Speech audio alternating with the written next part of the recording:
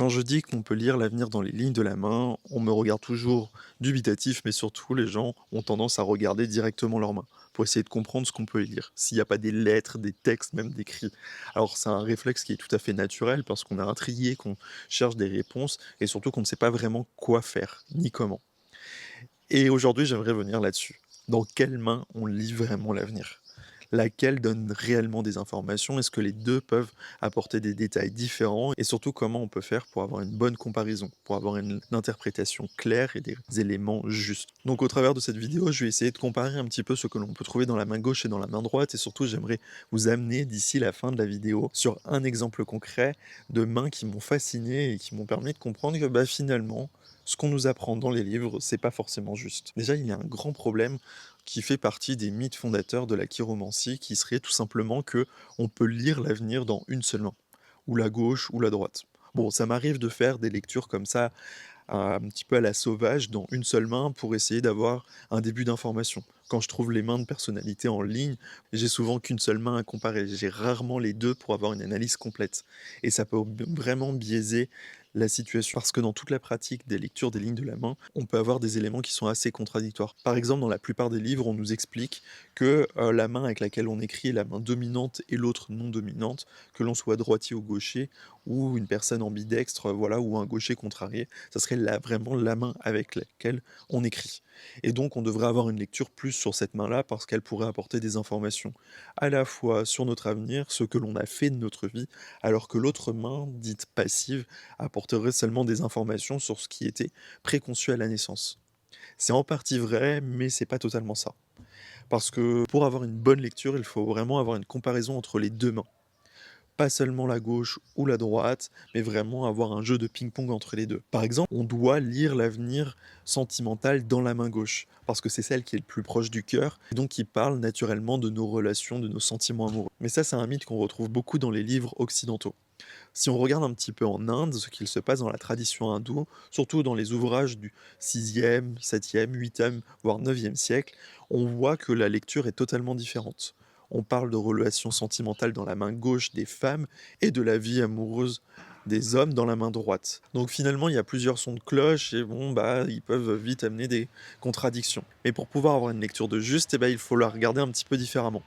Finalement, ce n'est pas forcément dans la main gauche qu'on va forcément avoir le plus d'informations que dans la main droite, c'est vraiment avec un jeu de ping-pong entre les deux. Par exemple, une personne est venue me voir avec bah, tout simplement ses mains qu'elle m'a envoyées en photo pour avoir une lecture. Elle m'expliquait qu'elle était tout simplement droitière. Et si vous essayez de comparer un petit peu les mains, et au-delà de la forme, d'essayer de comprendre tout simplement les lignes, vous pouvez le voir directement qu'il y a deux lignes très différentes. Dans la main droite, elle a une ligne de tête et une ligne de vie qui sont bien démarquées, et dans la main gauche, la ligne de tête et la ligne de cœur ne fusionnent qu'en une seule ligne. Et pourtant, cette femme est droitière. Mais ses mains montrent quelque chose de totalement différent.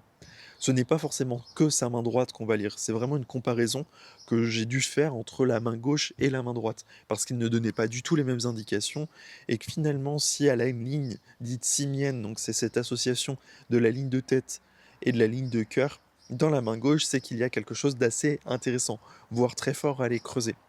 Quand ces deux lignes-là sont croisées, sont fusionnées même, ça vient nous donner des indications sur son état d'esprit, où elle mélange émotion et pensée. Donc il faut pouvoir apprendre à mieux dissocier les deux et à pouvoir réfléchir autrement. Ça ne veut pas dire qu'elle ne peut rien faire, ni par les émotions, ni par la pensée, mais juste qu'elle a un mode de fonctionnement qui est différent et qui est encore très empreint dans son quotidien.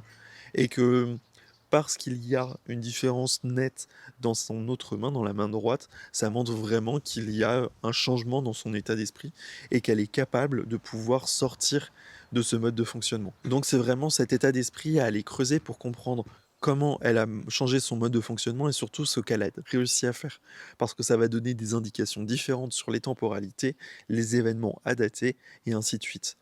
Donc oui, on doit avoir une réelle comparaison entre la main gauche et la main droite. Si vous regardez tout de suite vos deux mains, il y a évidemment des lignes qui vont être similaires, des signes qui vont correspondre les uns aux autres. Mais il va sûrement avoir des éléments différents entre la main droite et la main gauche. C'est ça qui est le plus intéressant, c'est vraiment la substance, le terreau qui est le plus fertile pour pouvoir faire une bonne lecture de chiromancie et avoir des intuitions à venir spontanément. Pourquoi? Eh bien, tout simplement parce que ces petits signes vont se répondre les uns les autres. Ça va vraiment être un jeu de ping-pong.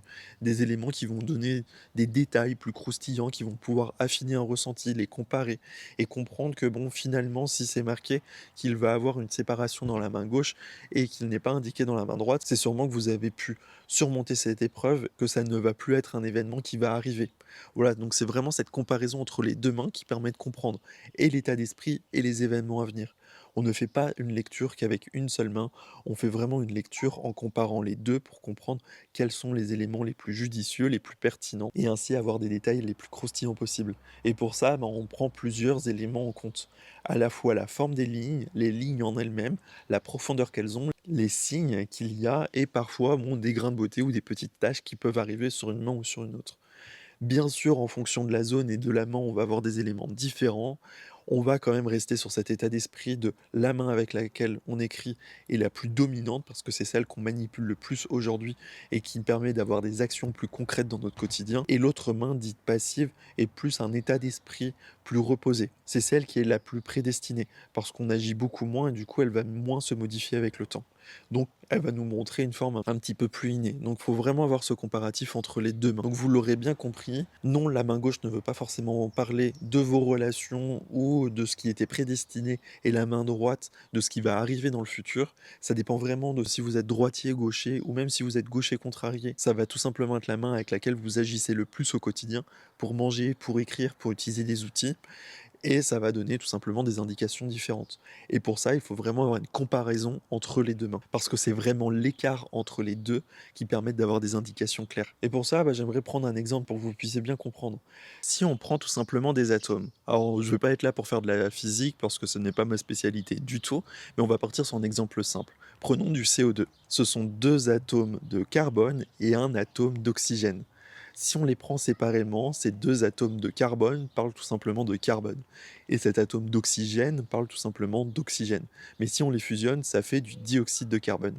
Et ça, c'est la même chose avec les lignes de la main. C'est vraiment ces associations et ces comparaisons qui permettent d'avoir une lecture complète et de comprendre une histoire, de comprendre ce qu'elle veut dire. Bien sûr, vous pouvez le faire par vous-même, il faut avoir quand même toutes les bases, comprendre à la fois les noms, les lignes, les formes, pour pouvoir avoir une lecture complète, mais ça peut aussi se faire avec une personne extérieure pour pouvoir avoir une lecture plus neutre, car vous ne serez tout simplement pas influencé par votre histoire. Bon, en tout cas, j'espère que vous aurez bien compris comment faire une analyse entre la main gauche et la main droite, car oui, elles peuvent donner des indications, mais ne lisez pas seulement votre main gauche ou votre main droite. Faites vraiment une comparaison entre les deux pour essayer de comprendre quels éléments sont significatifs et similaires dans les 2 mains, ça vient les accentuer et ce qui est contradictoire. Ça va donner des détails et permettre de répondre à certaines questions ou certains éléments que vous ne comprenez pas dans la main gauche qui va peut-être vous répondre dans la main droite. Enfin bref, c'est vraiment cette lecture en ping-pong qui va vous permettre de comprendre les vrais éléments à comparer et à voir les histoires à se dérouler sous le fil de vos yeux. Je vous remercie de m'avoir regardé jusqu'au bout. N'hésitez pas à vous abonner et me dire en commentaire si vous avez des éléments différents ou similaires entre vos 2 mains. Ça me fera plaisir de pouvoir vous répondre et vous expliquer à quoi elles correspondent. Je vous dis à très vite.